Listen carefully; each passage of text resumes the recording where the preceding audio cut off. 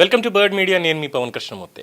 ప్రధాని నరేంద్ర మోడీ గారు దిమాగి నక్సల్స్ అన్న వ్యాఖ్య చేశారు. అంటే అడవుల్లో ఉన్నటువంటి నక్సల్స్ అందరినీ కూడా ఏరివేసేసాము, నక్సలైట్లా ఇంకా అడవుల్లో ఎక్కడా లేరు, కానీ మన మధ్యలోనే చాలామంది దిమాగి నక్సల్స్, అంటే అర్బన్ నక్సల్స్ అనొచ్చు, ఆయుధం కాకుండా వాళ్ళ భావజాలంతో విద్వేషాలు రెచ్చగొట్టేటువంటి వాళ్ళవచ్చు, అలాంటి దానికి కొత్త పేరు పెడుతూ దిమాగి నక్సల్స్ అన్నారు. సో ఈ దిమాగి నక్సల్స్ని ఇక్కడ సమాజంలో ఉన్నారు, వాళ్ళని కూడా క్లియర్ చేయాలి.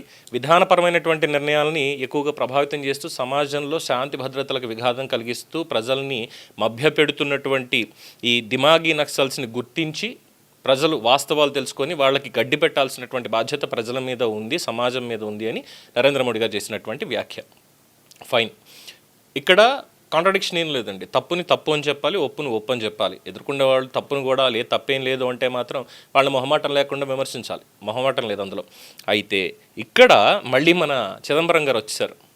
అబ్బా సాయిరామ్, ఇంకా అసలు ఎందుకురా రాలేదు వీళ్ళు అని అనుకునే వాళ్ళందరికీ కూడా ఊరట కలిగిస్తూ ఫ్రెష్గా మొన్నే వందే మాత్రం వివాదం అయింది కదా, సోనియా గాంధీ చేసింది, పైగా కవరప్ చేశారు అక్కడ.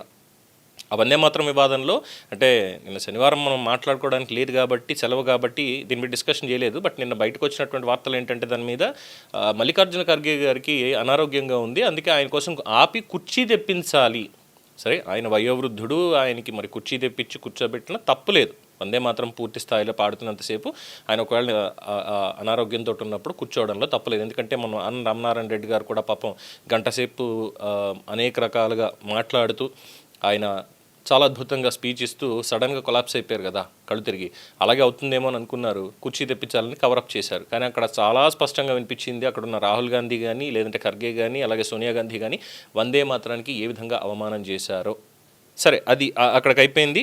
మళ్ళీ ఇప్పుడు చిదంబరం ఆల్రెడీ గతంలోనే ఒకసారి సమాధి కట్టేశాడు అనుకుంటే ఇప్పుడు ఇంకొకలాగా పిచ్చెక్కిస్తా అన్నట్టుగా వచ్చేసాడనమాట. ఇక్కడ ఈయన ఉంటాడు, నేను దిమాగి నక్సల్గా గర్వపడుతున్నాను. Dimagi Naxals is a new variant of the old BJP accusations of urban Naxals, andolan jeevi and tukde tukde gang. తుక్డే గ్యాంగ్ అంటే ఏంటి చిదంబరం గారికి బాగా తెలుసు. ఆ భావజాలం అలాంటిది కదా ఆయనకి. Who were with the urban Naxals, who were the Andolan Jeevis, and who are the Tukde gang? The old abuses were directed against the members of the opposition. Dimag Naxals is new variant of the abuses. I am proud to be a Dimagi Naxal. ఇది ఆయన వేసింది. మీరు దిమాగి నక్సల్ అనేది ఎప్పుడో తెలుసు, ఇప్పుడు మళ్ళీ కొత్తగా చెప్పాల్సి వచ్చినటువంటిది ఏముంది ఇందులో? వృద్ధనారీ పతివ్రత అని చెప్పి వెనకటికో సామెత చెప్పేవాళ్ళు అనమాట. అలాగా ఇక్కడ ఆ మాత్రం ఉంటుంది. ఎందుకంటే పహల్గాంలో జరిగినటువంటి దాడిలో భారతీయులు ఎంతమంది చనిపోయారు ఏంటి అనేది అందరికీ తెలిసిందే. అక్కడ మతం కూడా వచ్చింది, ఏ విధంగా వచ్చింది అనేది, ఆ మతోన్మాదులు ఏం చేశారు అనేది కూడా అందరికీ తెలిసినటువంటి విషయమే, రైట్? అయితే ఆ వచ్చి కాల్చినటువంటి వాళ్ళు కేవలం భారతీయులేట, పాకిస్తాన్ నుంచి రాలేదట. ఇది గతంలో ఆయన చేసినటువంటి వ్యాఖ్య. నేను నమ్ముతున్నాను. నేను అది పహల్గాంలో వాళ్ళు వచ్చింది భారతీయులే, సరిహద్దు దాటి ఎవరు రాలేదు. ఒకవేళ సరిహద్దు దాటి వచ్చారంటే మన భద్రతా దళాలు ఏం చేస్తున్నాయి, మన ఇంటెలిజెన్స్ ఏం చేస్తోంది, అంతా ఫెయిల్యూరే, కాంగ్రెస్ హయాంలో ఎప్పుడు ఇలా జరగలేదు అని చెప్పి చాలా పెద్ద ఉపోద్ఘాతం ఇచ్చుకుంటూ వెళ్ళిపోయారు. సో భారతీయులే చేశారట అదంతా. అప్పుడే మాట్లాడాడు, అంటే పాకిస్తాన్ వాళ్ళు ఏం చేయలేదని.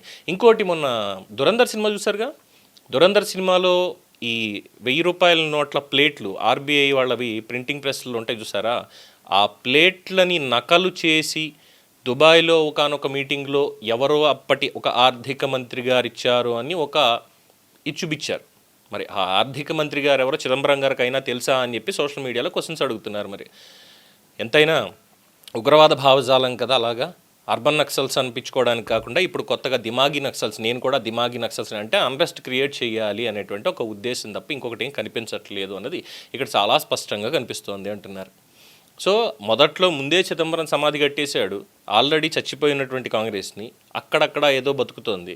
ఇక నిన్న వందే మాత్రం తోటి సోనియా గాంధీ కూడా తన బుద్ధి ఏమిటి అనేది బయట పెట్టుకున్నారు, ఆవిడకి ఎంత గౌరవం ఇచ్చినా ఏం చేసినా.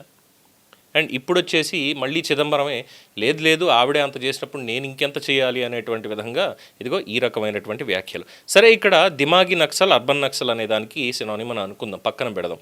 ఇక రెండవది ఆందోళన్ జీవి. ఎస్, నేను కూడా ఆందోళన్ జీవిని. నేనేంటి, మీరు కూడా ఆందోళన జీవే. నిజంగా అక్కడ తప్పు జరిగింది, దానికి న్యాయం జరగాలి అన్నప్పుడు ఆందోళన చేస్తాం మనం. ప్రభుత్వం చేస్తుంది, దాన్ని క్లియర్ చేస్తుంది వచ్చిన తర్వాత, అంతే కదా. దాన్ని చాలా పద్ధతిగా ప్రభుత్వం ఒప్పుకుంటుంది. నిరసన చేయడం, ఇది శాంతి భద్రతలకు విఘాతం కలగకుండా, ఎటువంటి డ్యామేజ్ జరగకుండా శాంతియుతంగా మీరు నిరసన చేయడం అనే దాన్ని ప్రభుత్వం ఎప్పుడూ స్వాగతిస్తుంది. అది రాజ్యాంగం కల్పించినటువంటి హక్కు అని చెప్తుంది. ఇబ్బంది లేదు దానికి. తుక్డే తుక్డే గ్యాంగ్ ఏంటి? భారత్కి బర్బాదీ తక్ జంగ్ రహేంగే, సారీ జంగ్ లడేంగే, రహేంగే కూడా జంగ్ లడేంగే, లాస్ట్ టైం ఎవరు కరెక్ట్ చేశారు, థ్యాంక్ యూ ఫర్ దాట్.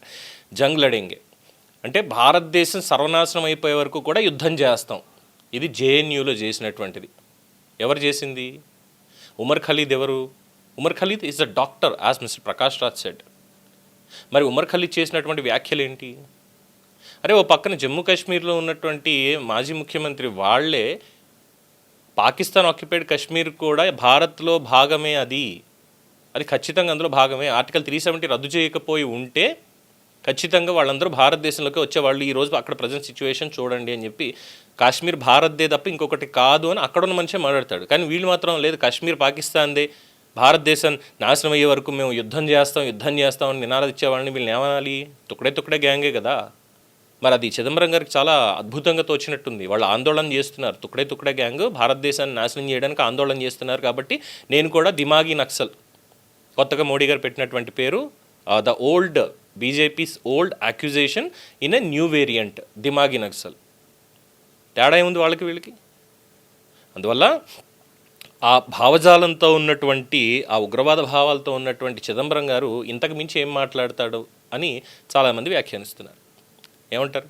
దీని మీద మీ ఒపీనియన్ తెలియచేయండి. చూస్తూనే ఉండండి ది బర్డ్ మీడియా. ఈ వీడియో మీకు నచ్చినట్లయితే లైక్ చేయండి, షేర్ చేయండి, సబ్స్క్రైబ్ చేయండి. మరిన్ని అప్డేట్ల కోసం మా వాట్సాప్ ఛానల్ను ఫాలో చేయండి.